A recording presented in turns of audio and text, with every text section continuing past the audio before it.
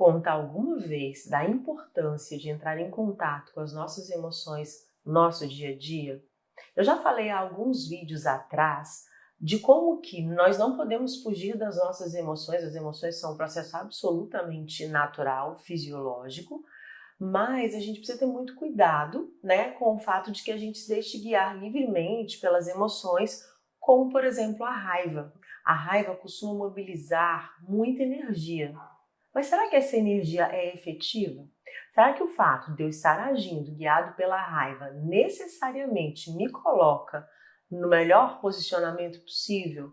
Faz com que eu adote a melhor maneira de enxergar a situação e que o meu comportamento ele seja principalmente adequado à situação que eu estou vivendo?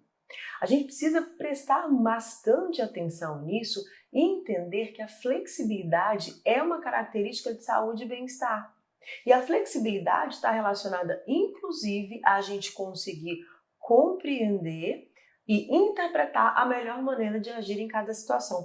É claro, gente, que no meio de um ataque de você pode pensar assim, como que eu vou fazer? Eu estava com raiva. Essa aqui é a questão. Talvez com raiva a gente nunca deva agir, porque a raiva nos deixa se enxergar de um modo mais completo a situação. A raiva faz com que a gente interprete errado alguma coisa que a gente ouviu, e a raiva faz principalmente com que a gente age de modo impulsivo.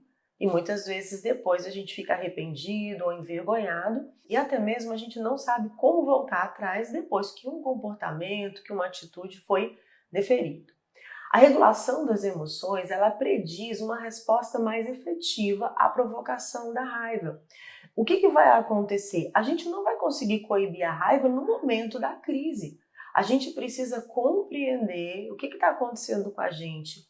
A gente precisa saber se a gente está bem, se a gente está tranquilo, se tem alguma situação que está muito mal resolvida com a gente. Por quê? Porque a partir disso, qualquer situação que de alguma forma venha me causar um nível de estresse um pouco mais elevado, vai correr o risco de fazer com que eu tenha um comportamento que seja desproporcional. Nesse sentido, gente, é sempre muito importante a gente entender como é que se dão as relações de significado para diferentes áreas da nossa vida, porque isso vai permitir que a gente compreenda a relevância que cada um de nós dá às condições de situações que a gente vive. Essas condições são subjetivas, mas muitas vezes as nossas respostas estão relacionadas a situações que a gente não teve habilidade, que a gente não teve oportunidade de resolver.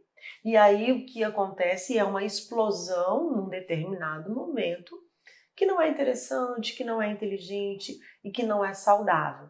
Quando a gente consegue entender, né, a importância da flexibilidade, quando a gente consegue entender que as coisas que a gente faz, elas têm muitas vezes um significado mais profundo, aí sim a gente pode pensar em maneiras de intervir de uma forma que faça com que a gente possa entender que um evento negativo ele seja vivido com maior adaptabilidade. Susan David, que trabalha muito com agilidade emocional, ela dá uma dica pra gente. Ela diz o seguinte: quando as pessoas não conseguem expressar claramente seus sentimentos em palavras, a única emoção que transparece em alto e bom som é a raiva.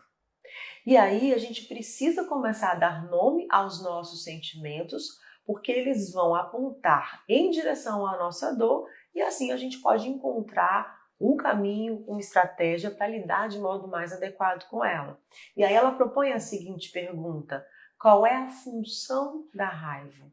Qual é o propósito de uma determinada emoção? Então, assim, a minha reflexão de hoje é que a gente se proponha a fazer essa pergunta: qual é a função da minha raiva? E será que eu estou tendo efetividade quando eu deixo com que os meus comportamentos eles sejam guiados pela minha raiva?